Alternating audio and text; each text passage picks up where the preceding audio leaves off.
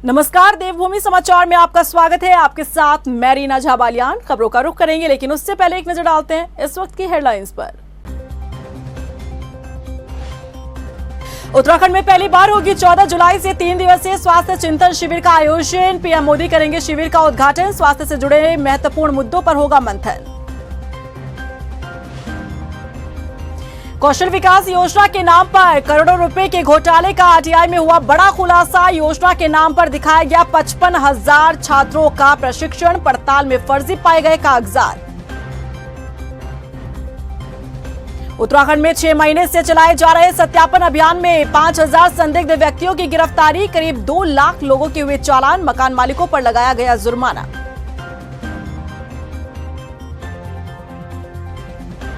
उत्तराखंड में 2 जुलाई तक बारिश का ऑरेंज अलर्ट। आपदा की स्थिति से निपटने की तैयारी। एक्टिव मोड में पुलिस प्रशासन।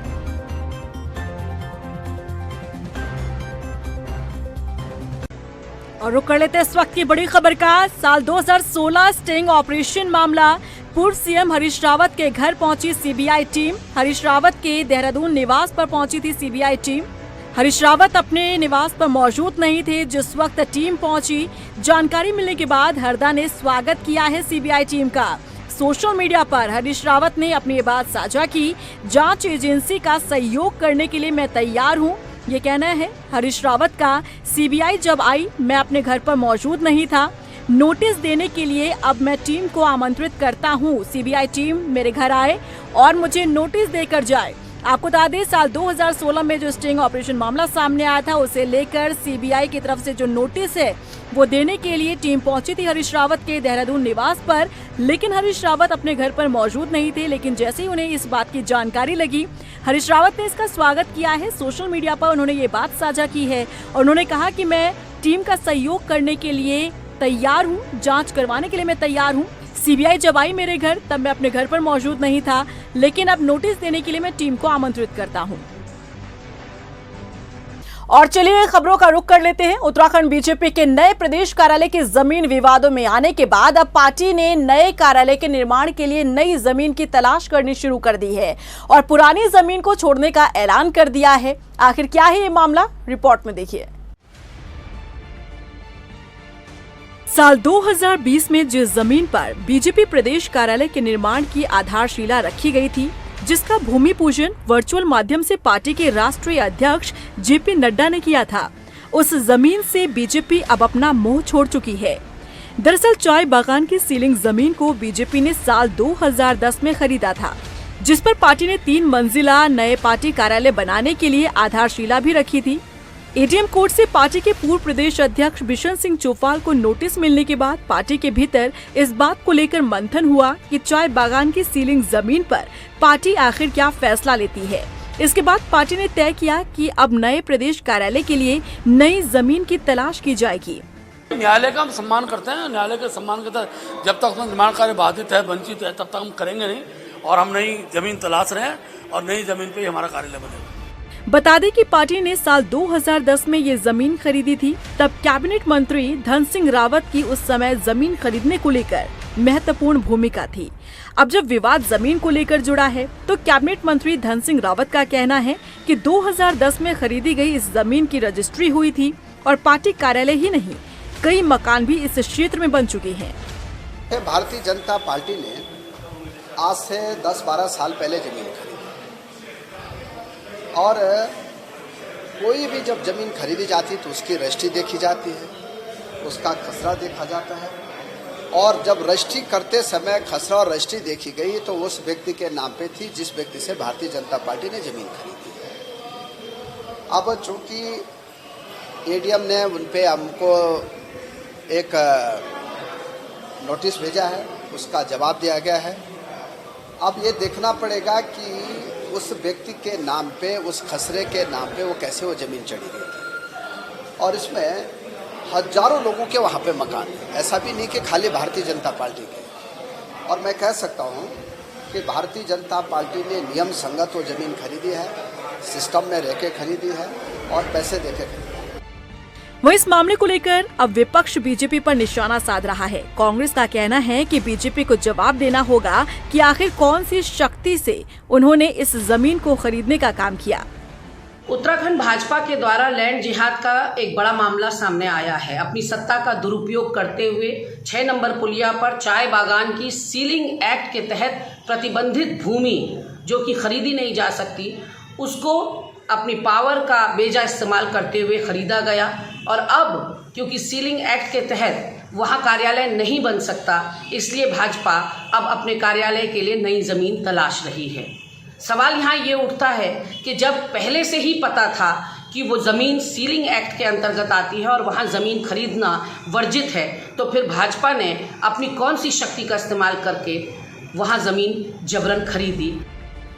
कुल मिलाकर देखें तो बीजेपी की खूब किरकिरी इस जमीन को खरीदने से लेकर पार्टी कार्यालय के निर्माण को लेकर हुई, क्योंकि चाय बागान की सीलिंग जमीन को खरीदकर बीजेपी बुरी तरह से फंसी है। लेकिन अब पार्टी ने कार्यालय के लिए नई जमीन खरीदने का ऐलान कर दिया है। ऐसे में देखना ये होगा कि क्या बीजेपी का पूरी तरीके से रिंग रोड स्थित चाय बागान की सीलिंग जमीन से मोह भंग हो चुका है या फिर आगे कुछ और गतिविधियां नजर आएंगी। सैनिक कल्याण मंत्री गणेश जोशी ने सैनिक कल्याण विभाग की बैठक ली। मंत्री गणेश जोशी ने कहा कि 3 जुलाई को सैनिक धाम के अंतर्गत अमर जवान ज्योति का शिलान्यास किया जाएगा। अमर जवान ज्योति के शिलान्यास के अवसर पर मुख्यमंत्री पुष्कर सिंह धामी, राज्यपाल गुरमीत सिंह और सीडीएस चौहान भी शामिल होंगे। सैनिक धाम के निर्माण में जहां शहीद सैनिकों के आंगन की मिट्टी से भी धाम का निर्माण हो रहा है, तो वहीं उत्तराखंड की भी पावन नदियां हैं, उनके जल से भी सैनिक धाम का निर्माण किया जाएगा। दिसंबर के अंत तक सैनिक धाम बनकर तैयार हो जाएगा। हालत में इस साल के अंत तक सैनिक धाम को पूरा करेंगे। देश के प्रधानमंत्री नरेंद्र मोदी जी की परिकल्पना और प्रदेश के मुख्यमंत्री धामी जी का वो ड्रीम प्रोजेक्ट है, और जिसको करने का सौभाग्य मुझे प्राप्त हुआ है। मैं लगातार उसकी मॉनिटरिंग कर रहा हूँ। उत्तराखंड राज्य गठन के बाद पहली बार प्रदेश में स्वास्थ्य चिंतन शिविर का आयोजन होने जा रहा है।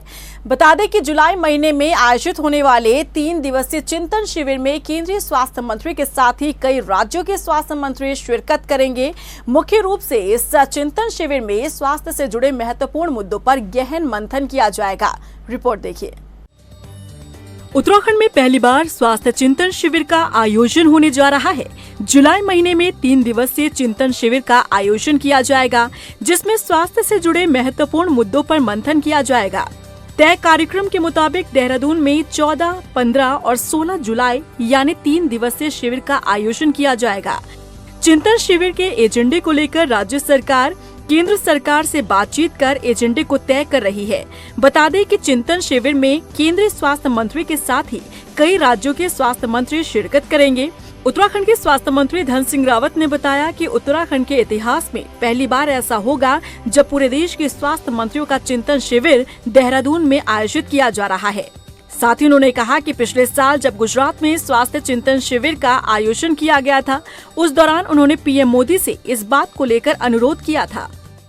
उत्तराखंड के इतिहास में पहली बार पूरे देश के स्वास्थ्य मंत्रियों का यहाँ चिंतन शिविर होने जा रहे हैं।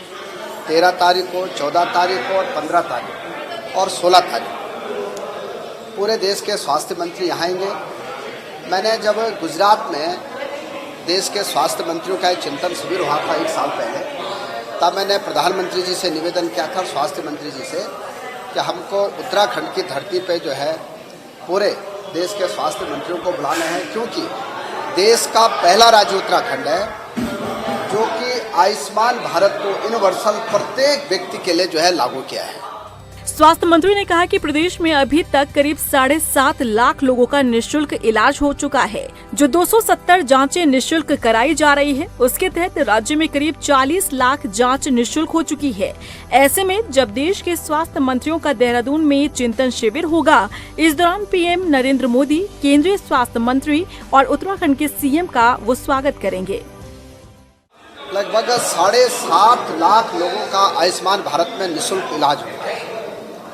जो 270 जांचें हम लोगों की करा रहे हैं, अभी तक 11 लाख लोगों की जांचें फ्री हो गई है और 40 लाख जांचें हमारे राज्य में फ्री हो गई। तो मैं ये कह सकता हूँ कि देश के स्वास्थ्य मंत्रियों का जब यहाँ चिंतन शिविर होगा, इस शिविर में मैं माननीय प्रधानमंत्री जी का, देश के स्वास्थ्य मंत्री जी का और अपने मुख्यमंत्री जी का भी स्वागत करूंगा कि आप 4 धाम यात्रा के लिए जो बातें हमने भारत सरकार से कही थी, जो हमने उनसे निवेदन किया था, वो अक्षर से हमारे स्वास्थ्य मंत्री जी ने हमको दी हैं और उसमें उनका अभिनंदन भी किया जाए। देखिए, स्वास्थ्य चिंतन शिविर 14, 15 और 16 जुलाई को आयोजित होगा उत्तराखंड देहरादून में, और इसमें समस्त स्टेट्स के जो माननीय स्वास्थ्य मंत्रीगण हैं वो इसमें प्रतिभाग करेंगे, और जो secretaries, principal secretaries, additional chief secretaries जो स्वास्थ्य विभाग की जिम्मेदारी कमान संभाल रहे हैं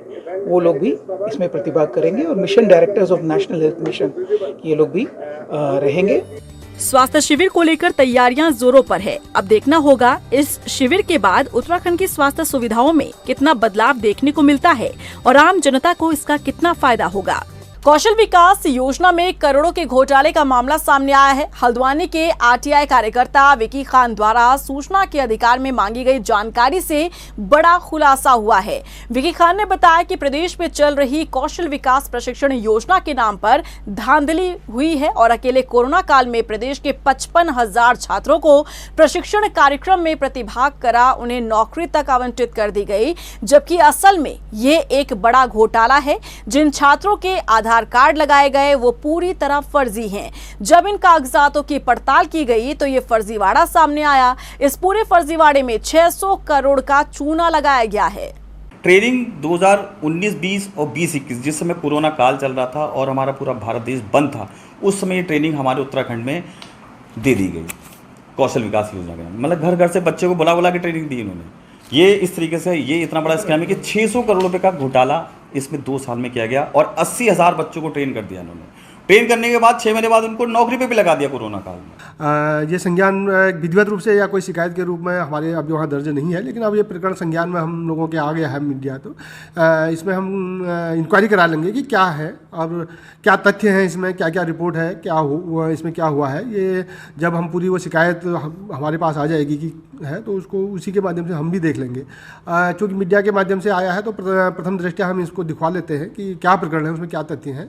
उत्तराखंड शांत प्रदेश है, लेकिन कई बार बाहरी राज्यों से आने वाले कुछ लोग घटना को अंजाम देने का काम कर रहे हैं, जिसकी वजह से मुख्यमंत्री पुष्कर सिंह धामी के निर्देश के बाद उत्तराखंड पुलिस लगातार एक्टिव मोड में नजर आ रही है।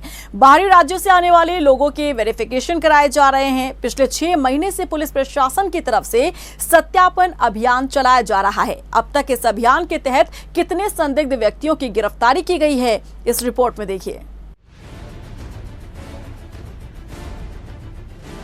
उत्तराखंड के शांत माहौल को बरकरार रखने के लिए पुलिस प्रशासन लगातार एक्टिव मोड में नजर आ रहा है। मुख्यमंत्री पुष्कर सिंह धामी के निर्देश के बाद पुलिस प्रशासन ने सत्यापन अभियान पिछले 6 महीने से चलाया है, जिसके तहत बाहर से आने वाले लोगों का सत्यापन किया जा रहा है। सत्यापन अभियान के दौरान पिछले 6 महीने में जो आंकड़े सामने आए हैं वो वाकई में चौंका देने वाले हैं। 6 महीने से चल रहा सत्यापन अभियान अब तक के आंकड़े चौंकाने वाले। 5,000 संदिग्ध व्यक्ति गिरफ्तार किए गए, 2.25 लाख से ज्यादा लोगों का सत्यापन किया गया, भारी भरकम जुर्माना भी लगाया गया, मकान मालिकों पर लगाया गया जुर्माना, किराएदार का सत्यापन नहीं करवाने पर जुर्माना वसूला गया। एडीजी वी मुरुगेशन के मुताबिक पुलिस ने इन 6 महीनों में 95 लाख से अधिक राजस्व सरकार को दिए हैं। 1,81,964 लोगों का पुलिस ने इन 6 महीनों में चालान किया है। 8 लाख प्लस का सत्यापन हो गया है उत्तराखंड में। ये इस पीछे जनवरी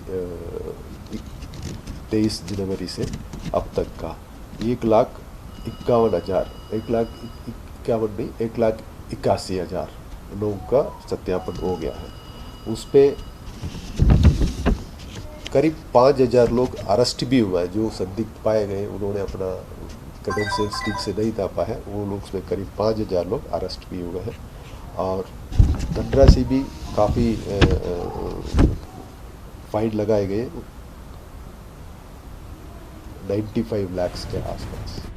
प्रदेश में जिस तरह से अलग अलग जनपदों में एसएसपी और एसपी अपने स्तर से अभियान चलाकर थाना स्तर से कार्रवाई कर रहे हैं, वहीं राजधानी देहरादून की बात करें तो एसएसपी का कहना है कि ये अभियान लगातार चलने वाला है और इस अभियान के तहत राज्य में जो बाहरी राज्यों से लोग आते हैं उन पर पैनी नजर रखी जा रही है। इसमें तो ये लगातार गतिमान चल रहा है, ये कभी भी ख़त्म न होने वाला प्रक्रिया है और जो भारी व्यक्ति यहाँ आकर के कुछ रेखी करके जो गलत काम करते हैं उन पर भी पैनी नज़र है, उनकी भी हम सतर्क दृष्टि रखी जा रही हैं। बेसिकली क्राइम के पॉइंट ऑफ व्यू देखा जाए तो ये भारी व्यक्ति और जो स्थानीय नशेड़ी भंगड़ी हैं उन दोनों पर हमारी पैनी नज़र है। उत्तराखंड पुलिस द्वारा चलाए जा रहे सत्यापन अभियान के तहत संदिग्ध व्यक्तियों की गिरफ्तारी तो की जा रही है, साथ ही चालान भी किए जा रहे हैं। जिस तरह से ये अभियान चलाया जा रहा है, ऐसे में उत्तराखंड पुलिस कानून व्यवस्था को कितना कंट्रोल कर पाती है, ये देखने वाली बात होगी। उत्तराखंड में मानसून की दस्तक हो चुकी है। प्रदेश भर में रुक रुक कर बारिश का सिलसिला लगातार जारी है। ऐसे में मुख्यमंत्री पुष्कर सिंह धामी मानसून की दस्तक से पहले ही आपदा कंट्रोल रूम का निरीक्षण कर चुके हैं और अधिकारियों को जरूरी दिशा निर्देश दे चुके हैं। वहीं बात करें भारी बारिश की तो अक्सर देखा गया है कि बारिश में नदी नाले उफान पर आ जाते हैं, जिसकी वजह से कई हादसे होते हैं। इसे लेकर एडीजी ने कहा कि लगातार लोगों को अलर्ट किया जा रहा है और आपदा की स्थिति से निपटने के लिए एनडीआरएफ, एसडीआरएफ के साथ पीएसी और जल पुलिस तैनात की गई है। देखिए, इसमें स्टेट लेवल पे डिजास्टर मैनेजमेंट कंट्रोल रूम है, वो उस पर अभी आप इन्हें भी देखे होंगे। माननीय मुख्यमंत्री जी हफ्ते भर पहले, जैसे मानसून शुरू होने पहले से एक बार उन्होंने वहाँ पे विजिट किया, एक्टिवेट करा दी गई। वही जो है उसका पैरेलली डाउन द लाइन में डिस्ट्रिक्ट्स में भी district disaster management, district disaster control rooms है, वहाँ से डेटा आते रहते हैं। जहाँ पे भी पानी का लेवल ऊपर बढ़ रहा है या कट रहा है, जहाँ पे अचानक निकलने वाला है, उसको डेटा के तहत हमारा एसडीआरएफ, जल पुलिस और पीएसी और एनडीआरएफ का टीमें भी है तैनात है पूरा प्रदेश भर की। वहाँ पे अलर्ट किया जाता है, जहाँ पे किसी को काली कराना, किसी जगह पे वो कराना, तो वो किया जाता है। पर्यटन नगरी मसूरी में इन दिनों पर्यटन सीजन चरम पर है। हजारों की संख्या में पर्यटक यहाँ पर पहुंच रहे हैं, यहाँ के मौसम का आनंद ले रहे हैं। हालांकि मानसून का सीजन शुरू होते ही पहाड़ों की रानी मसूरी में पल पल में मौसम बदल रहा है, कभी बारिश तो कभी धूप। ऐसे में मसूरी इन दिनों कभी कोहरे के आगोश में समा जा रही है तो कभी धूप निकलते ही पहाड़ चमकने लगते हैं और यही दृश्य देखने के लिए पर्यटकों का जमावड़ा यहाँ लग रहा है।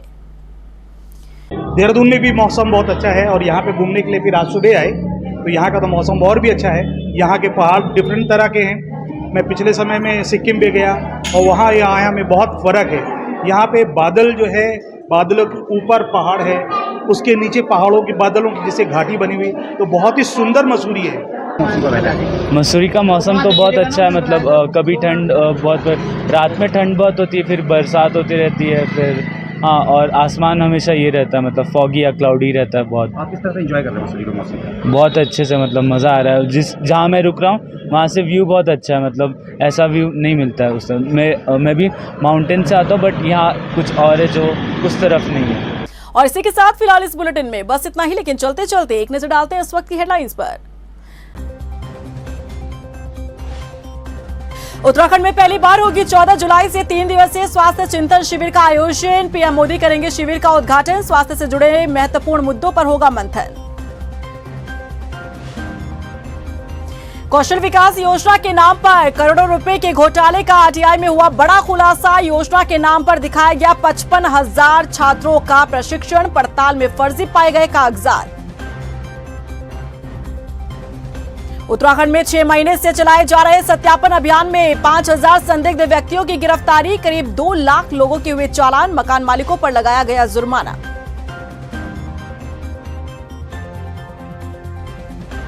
उत्तराखंड में 2 जुलाई तक बारिश का ऑरेंज अलर्ट। आपदा की स्थिति से निपटने की तैयारी। एक्टिव मोड में पुलिस प्रशासन।